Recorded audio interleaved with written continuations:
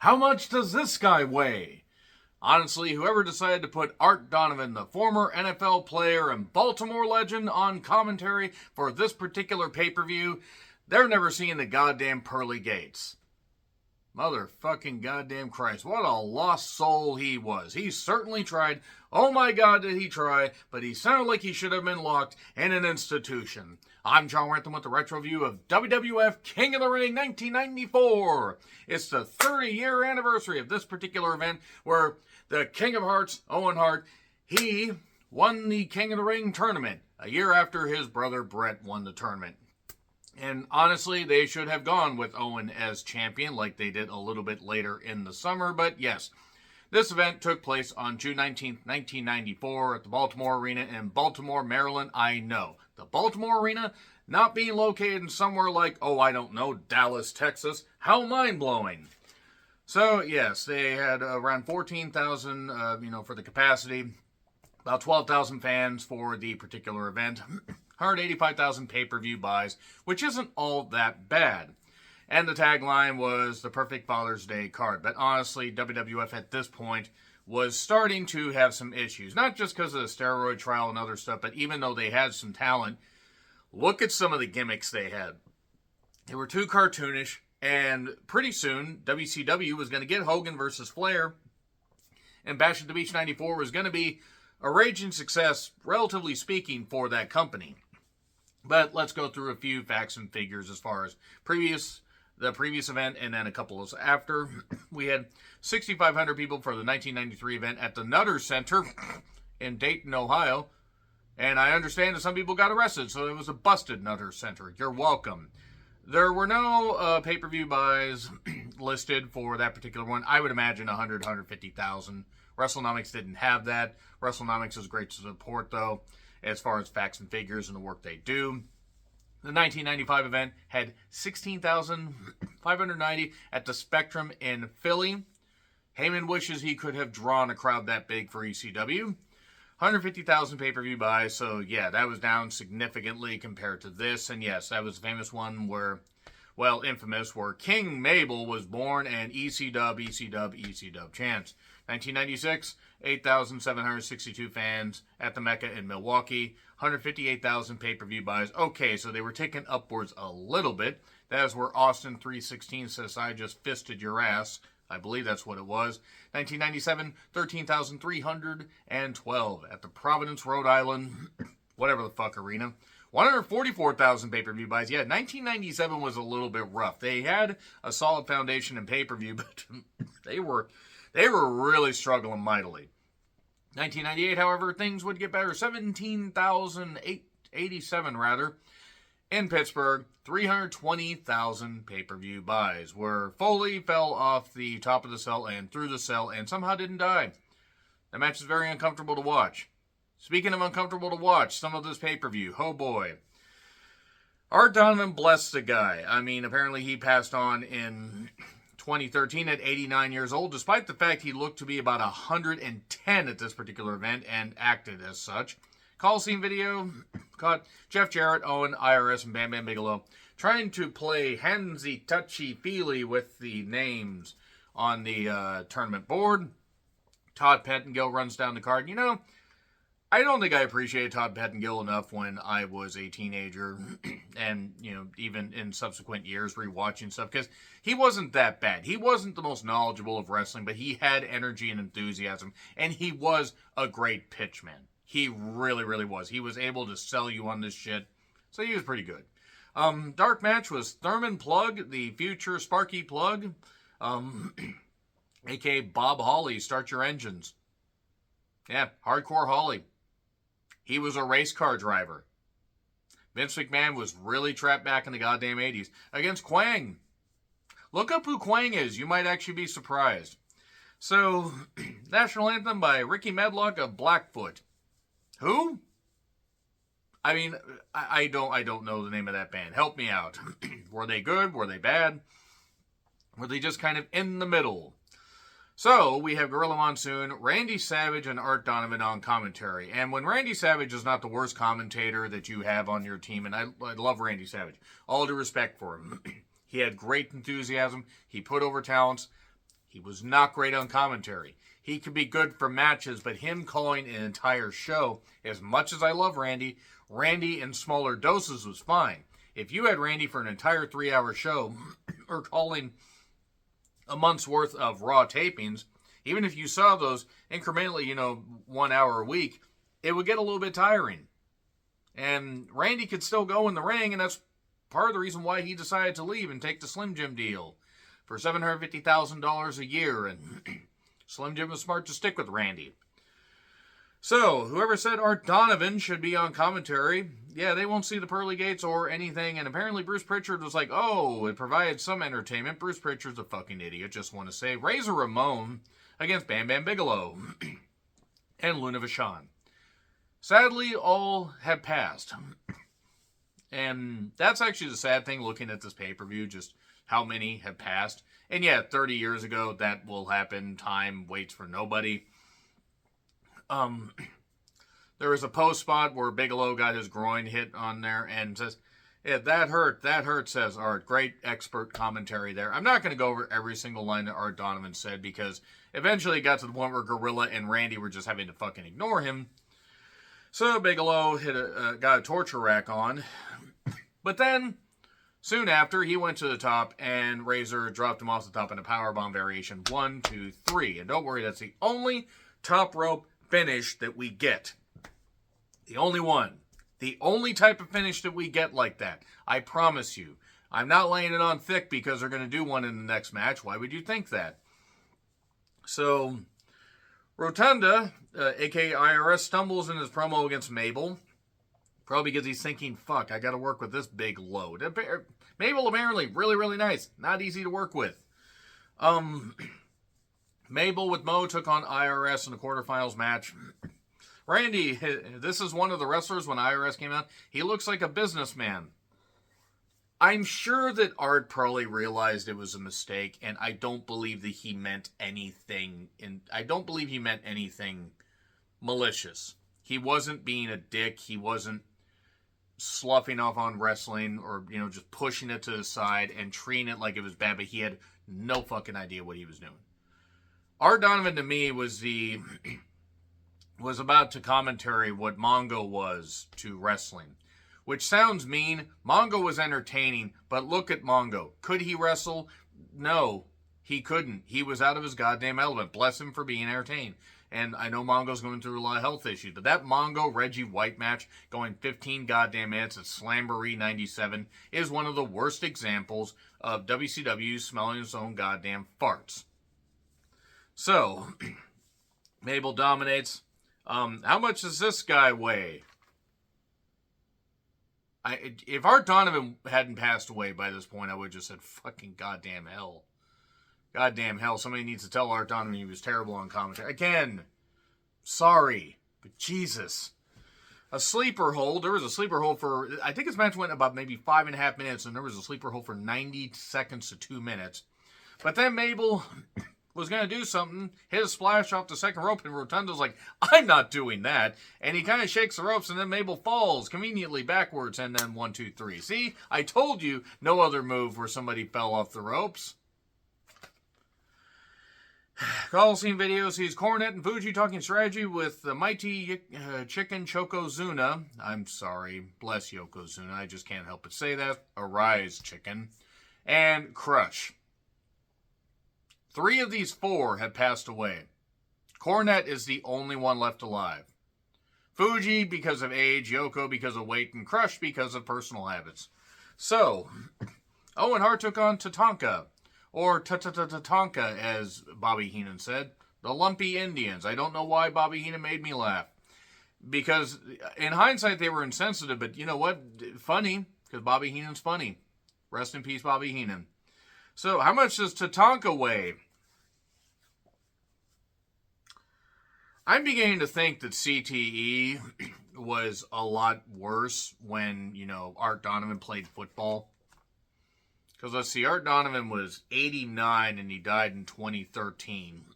So, that means that he was born in what, 20... God, when the hell would he? He would have been born in 24. Good Lord. Good Lord. Nevertheless, let's get on with it. Jump start by Tatanka. This is all right. There was a sleeper hold for nearly 2 minutes of this match.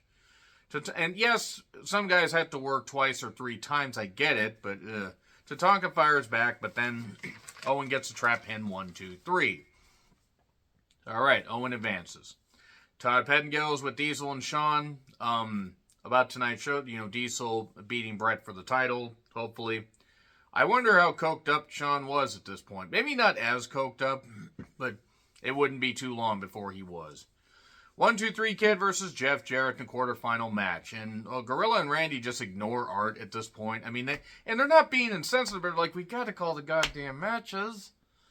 They're probably like, maybe even saying on a different headset, what the fuck are you doing to us? And Gorilla hadn't called a pay-per-view since the 93 Rumble because he was being phased out. He was making the occasional appearances. He was a legend. Rest in peace, Gorilla. 1, 2, 3 Kid and Jeff Jarrett are still alive. Jeff Jarrett is still wrestling. I don't think Waltman is. This was quick. Jarrett dominates, and we get a roll-up for 3. He targeted the knee, but then got rolled up. And then 3 pile drivers, while the referees are just like, hey, we're trying to stop this, but we can't do anything because Jeff Jarrett is a big man doing shit. And then the old and the old guard and the new generation. They showed the old guard as Hogan, Andre, Iron Sheik, and Ivan Putski. I could understand Hogan, but Andre had passed away. What did Putski do? And what did Sheik do? Except break your back and make you humble, Bubba. So Bret puts over the power of the jackknife, and that, he got hit with it once during King's Court. If he gets hit with it again, he may not be able to get back up, because Bret was good about doing that. Because when he worked with somebody good and not somebody like Bill Goldberg, he was able to do, make some magic. So anyway, who will be in his corner? Well, we find out it's Jim Neidhart, the returning Jim Neidhart, because he cleaned up his act temporarily and came back. But this would not be the last time that we would see Jim Neidhart on this night. So, Bret Hart versus Diesel. Shawn in the corner with his mid-90s mullet. It's the WWF Championship. And Diesel was also the Intercontinental Champion, but it was not a title-for-title match. I think that probably would have been smarter if they had done that, because you know what? It would have added some more stakes, and it probably would have made the finish make a little bit more sense. So anyway, Bret got the best out of Diesel, targeted the knee, because Bret could always work an expert match with pretty much anybody, except Bob Backlund at Mania 11. We pretend that match doesn't exist in the Bret Hart canon. It was a bad match. It was never going to work. I mean, even their Survivor Series match where Bret was in the crossface chicken wing for, I think I timed it like 7.5 to 8 minutes. It's astonishing. What are you doing? That's your son. Owen. But Diesel then targeted the back, got a chin lock on at one point, so Wrestling Biles was going absolutely insane. With respect, I like the people running Wrestling Biles. They do good stuff. Bret comes back. Shawn gets knocked down. We get a roll into the sharpshooter, but Diesel gets to the ropes because Diesel is a big lad. And then Anvil gets attacked by Diesel after refusing to attack him. Like, nah, I can't do that, because the ref's watching. But then, while the referee's distracted, Bret gets clocked by Shawn, but just a 2 count. And then it looks like, Bret might get, the victory, possibly, who knows, but we're never going to find out, because Anvil attacks Diesel. We get a DQ. Anvil's all of a sudden, he leaves. And then Bret gets beat up 2-on-1. And we find out why a little bit later. It actually played out beautifully. But Lawler promo, he talks about Art Donovan's bad commentary and facing Piper and the Piper impressionist and all that. And it's kind of funny that Lawler was only gone from WWF for a little bit at just before Survivor Series 93 and was back within a couple months. I think it's because it was probably swept under the rug, and you know what the fuck I'm talking about. But anyway, Razor against IRS in a semifinal match. Mike Rotunda still being alive is good. No parent should have to bury their child. Felt really bad for him at the Hall of Fame. Jumpstart by Razor. He was more aggressive. Though that outfit must have been uncomfortable for Rotunda to wrestle in. We get a chin lock, and then the Razor's Edge wins it in like 5.5 minutes, if that. Then Bret is looking for Anvil backstage. Jim, Davey's fooked. Once again, he's fooked. So then Owen took on 1-2-3 Kid. Kid was selling the pile drivers briefly. Owen could just leap from a great height and hit a move from just anywhere and just pop right back up. And he was just a natural at that. So Kid did keep up the attack. Did get some offense in, but this was quick. This was like a sub 4-minute match, and a sharpshooter won it. So then Piper promo. 1, Piper is in great shape here. 2, this meandered a lot. An absolute lot. See, it's funny, Piper was in great shape here, even up to Mania 12. Then look at how the kind of shape he was in at Starrcade 96. I'm not saying that he was absolutely, totally out, but he didn't look great, and he only got worse from there. And I know it's age, and rest in peace, Roddy, but good Lord.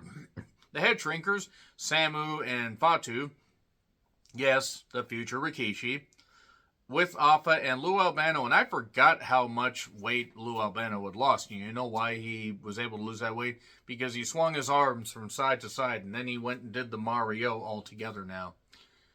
No, I'm not going to do the voice, because my voice is shot, as you can tell. So, yeah, the Mighty Chicken, Chokozuna, Crush were their opponents, with Cornette and Fuji in the corner. Tag titles, and this match was certainly a choice. It just wasn't a good one. Yoko at this point had really downgraded physically, even though he had just lost the championship at WrestleMania. God, this was sad. Crush had to do most of the work. Luger showed up because Crush cost him a chance to be in the King of the Ring tournament. Gorilla and Randy had commented about Luger a few times. And then Art was like, who's the guy with the U.S. flag on his shirt? Art, you fucking idiot. Somebody get their old daughter and grandpa off the goddamn commentary table. So yeah, Luger distracted Crush enough, got hit with a kick. Crush did. 1, 2, 3. Yoko, I think, fell asleep because he forgot, oh shit, I'm supposed to try to break this up, and boom. Didn't work. Lex then got attacked by Crush, and he was wearing a much tighter version of Terry Funk style tights from the Great American Bash Tour, and basically his last run in 1989 WCW. I don't know why. I believe he also wore those tights in later years, but it's just so funny just to see him wearing Terry Funk type tights, despite the fact Lex possessed maybe 10% of the wrestling ability of Funk on Funk's worst day. Owen and Razor had a match. It was the finals. Anvil showed up and attacked Razor after looking like he was going to help him. The ref was distracted conveniently, and Owen hit a sky elbow 1, 2, 3. And then a beatdown. Bret was upset. Didn't know what was going on. Ray Rougeau, hit 3 people backstage because they disrespected him. No, I mean, I just... No disrespect to Ray Rougeau. Ray Rougeau is just legit tough, and a story about Ultimate Warrior disrespecting him, and Warrior's just lucky that, Ray Rougeau just didn't grab him and turn his windpipe to, 90 degrees, because he could have. But we get the pyro from, for Owen, the crown and cape. Owen was great here. I want to be known as the King of Hearts. Anvil coronates him, and good. It was good stuff. And it's just a shame that they never went with Owen as a champion. I mean, yeah, I know he won it at a house show. It would have been better if he had gone into SummerSlam as champion and they could have talked about it. Yes, it would have interrupted Bret's, what was it, 7, almost 8-month title reign. But it would have been nice. At least Owen could have been champion. Add even more drama to that steel cage match, which is a lot better than I remember. Or than I remembered it being. So Roddy Piper took on Jerry Lawler. He had a bagpipe entrance. Piper, not Lawler. That would be very weird. And the Piper Impressionist was there. And yeah, they were fighting over a kid's charity. They were fighting over shampoo. And yeah, Piper is going to take his winnings and give it to a local children's hospital and everything. Because Piper is all about doing stuff for the kids. I'm not saying Piper didn't have his demons, and I'm not talking about drugs and alcohol and stuff like that. I'm not saying he was the absolute most stand-up guy, but when he wanted to do something right, he did. And Piper is sorely missed. And the fact that Lawler outlived Piper, despite the fact that Lawler has more skeletons in his goddamn closet than a serial killer, that's saying something. That's just proof that life isn't fair. This was an excruciatingly awful match. The timing was so off. Piper, at this point, was just bopping in and out. Lawler wasn't what he was. And yes, I can knock Lawler and the fact that he likes him young, and allegedly too young, allegedly, and all the other stuff. Some of his commentary not aging well, and a bunch of comments he's made. That being said, Lawler, for his time, he was a prodigy in Memphis, made appearances in the AWA. He was a big star there and didn't need to leave because he made a fucking fortune. Still lives in Memphis. But at this point, he wasn't going to be able to work with somebody that couldn't bounce off of him because he wasn't going to take all those, insane bumps, and neither was Piper. The beginning involved Piper throwing his kilt at Lawler and, just being guilty as charged there. This was painful, excruciatingly painful. The kid impressionist got bobbled in a spot. It was Sleep Hold City. It was nuts how boring this match was. And it was the main event. If you had Diesel, well, I guess in hindsight, you couldn't have had Diesel and Bret as the main event, given what Anvil ended up doing, but you should have just had the finals be... You should have just had the finals there. Because, yeah, Owen could have complained, oh, Bret got the main event spot, or Bret got, the big coronation. I didn't. And, yeah, you had Hogan lose to Yoko in the main event of the 1993 thing. At least I believe. I don't think... I'm trying to remember, actually, what the main event was, because that 93 card, like, that whole year of 93 just really bumbled to me. It's just all bumbled in my head. But a ref bump, but then we get a back suplex, 1, 2, 3, and it was terrible. This was just a terrible pay-per-view. Art Donovan didn't help. I mean, Art Donovan, even if he actually knew anything about wrestling, wasn't going to help because he was clearly too old to be doing this. I mean, and not that Monsoon was a young man, but Monsoon knew wrestling.